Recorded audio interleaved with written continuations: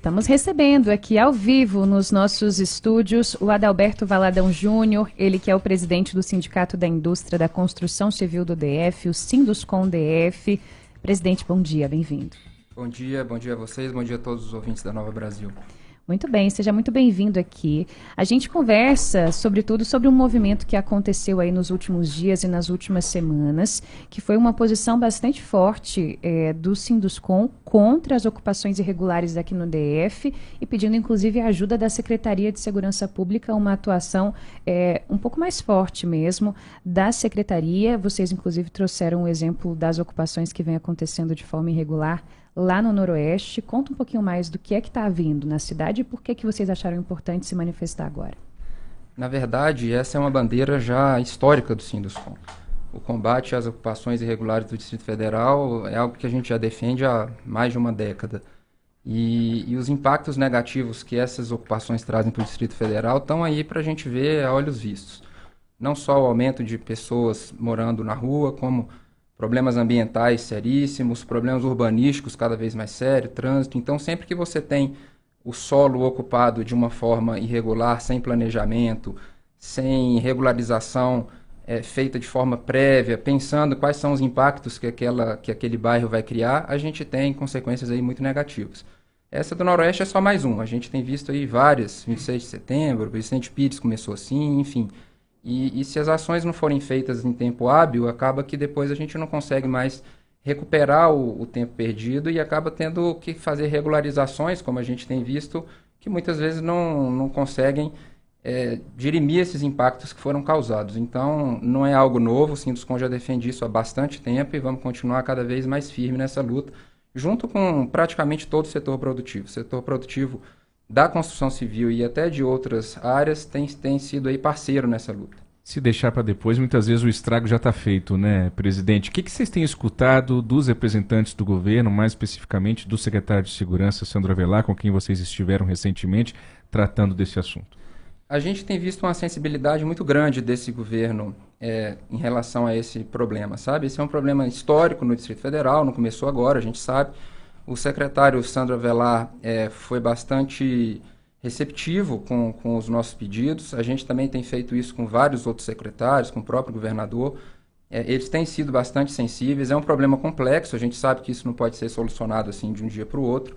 E a gente acredita que, de fato, com uma força-tarefa aí, sociedade civil, governo, legislativo, judiciário, todo mundo tem que fazer parte dessa luta contra esse problema sério da nossa cidade. Você citou alguns exemplos aí, presidente, mas quais seriam hoje aí os pontos mais crônicos, talvez com problemas que demandam ações mais urgentes aqui no Distrito Federal?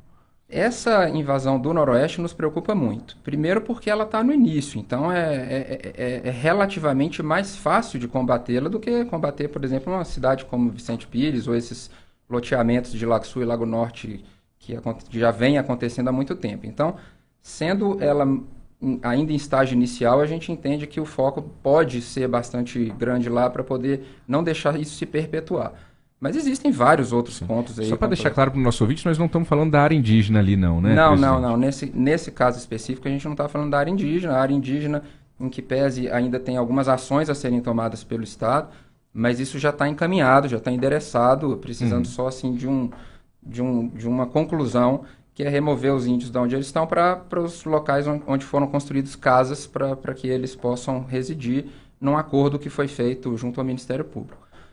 O que eu estou falando é de uma invasão mesmo que está acontecendo lá. E é lógico que a gente precisa também ter um olhar de preocupação social com essas pessoas que estão lá. Não dá simplesmente para removê-las a qualquer custo, chegar e tirar de qualquer jeito.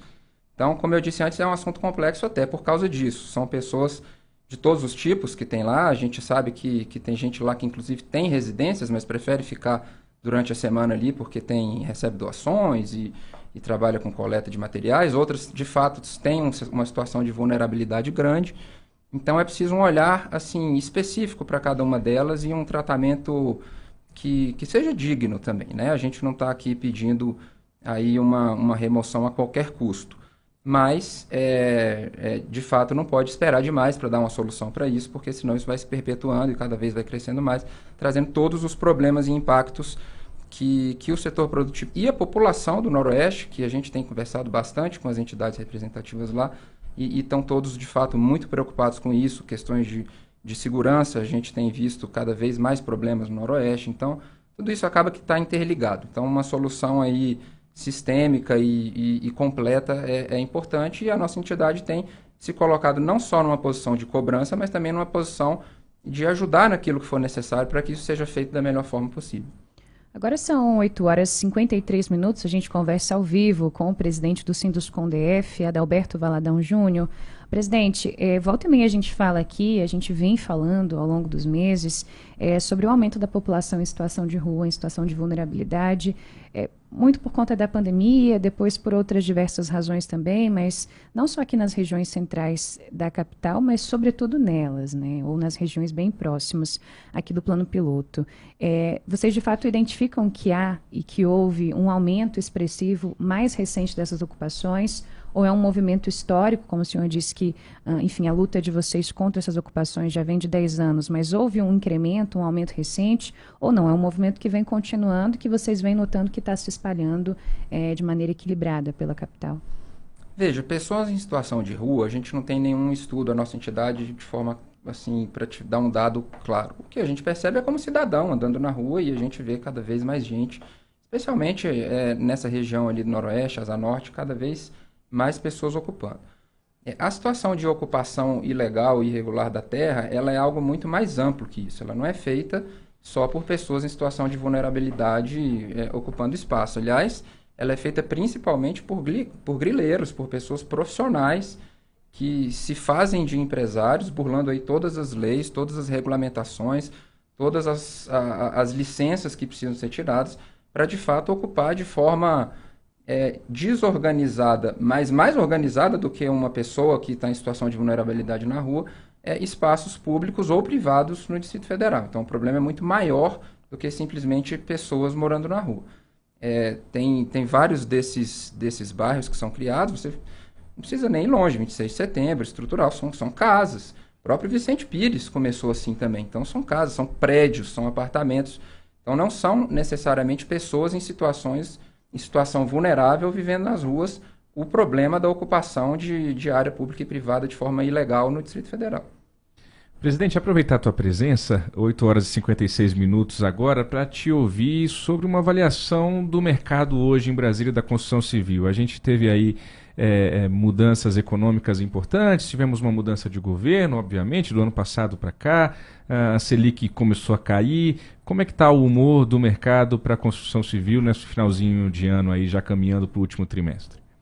Olha, em linhas gerais está bom. Esse movimento de início de uma queda de taxa de juros anima o nosso setor. É um setor muito dependente da taxa de juros. Uma taxa de juros mais baixa, o imóvel cabe no bolso de muito mais gente. Então, o nosso mercado acaba ficando mais aquecido. É lógico que a taxa ainda está num patamar alto, é preciso que esse movimento tenha continuidade para que, de fato, isso traga um reflexo aí mais forte no nosso setor. Mas foi um ano bom, foi um ano com uma velocidade de vendas bastante razoável, não aquelas velocidades que a gente viu durante a pandemia, que foram bastante atípicas, mas um mercado estável, um mercado maduro, consolidado, e a gente está bem animado aí para o ano que vem. A gente acha que essa taxa de juros deve cair mais, e isso seguramente vai se refletir aí em mais vendas no nosso mercado. E várias novas áreas também espalhadas aí pelo DF que estão surgindo, né, presidente? A gente tem aí uma expectativa grande em relação ao Jockey Club, que esse sim está sendo um bairro totalmente planejado, com todas as licenças, sejam elas ambientais, urbanísticas, com toda a preocupação com como que o trânsito daquela região vai ficar, quais são as ações mitigadoras que precisam ser feitas. Então, um bairro do jeito que precisa ser. Seguramente vai trazer muita qualidade de vida para as pessoas que vão morar lá e para o entorno. Dá tempo de só mais uma questão rapidinho, presidente, o nosso tempo está estourando. Nessa reunião com a Secretaria de Segurança, vocês também abordaram outros assuntos, não somente essa ocupação irregular do solo, mas também o combate ao feminicídio, que é um tema muito latente aqui em Brasília desde o início do ano, em razão dos números assustadores que nós estamos vendo aí da violência doméstica, da violência contra a mulher, sobretudo. Não é algo novo também, presidente, mas as mulheres ocuparam os canteiros de obra aqui de Brasília, né? Vocês percebem, você tem algum número atualizado de como é que está a participação feminina nas obras aqui em Brasília, o incentivo que vocês dão a isso? Eu não tenho um número para te passar agora, mas de fato essa sua percepção é verdade. Cada vez mais a gente consegue empregar mulheres no nosso setor. Ainda é um setor bastante masculino, com Imagino. um potencial, um grande número de empregados do sexo masculino, e até por isso a gente se colocou bastante à disposição da Secretaria para poder contribuir com esse trabalho de conscientização dessas pessoas em relação a esse problema seríssimo da violência contra a mulher. Então, abrimos os nossos canteiros para que fossem feitas palestras e treinamento, e a gente já faz isso normalmente. A gente tem aqui em Brasília o SECONS, que é o Serviço Social da Construção Civil, é uma entidade patrocinada pelos empresários da construção civil, pelos patrões.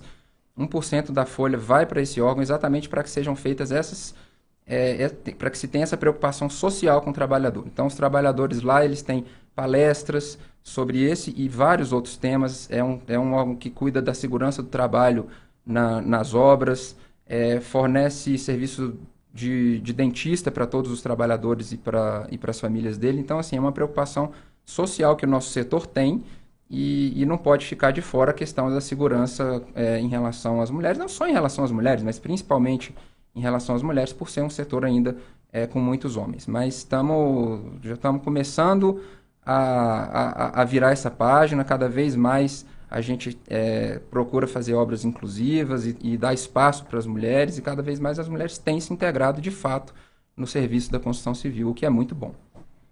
Muito bem, 8h59, a gente conversou ao vivo com o presidente do Sindicato da Indústria da Construção Civil do DF, Adalberto Valadão Júnior. Muito obrigada, presidente, pela participação, volte sempre. Eu que agradeço, um bom dia a todos.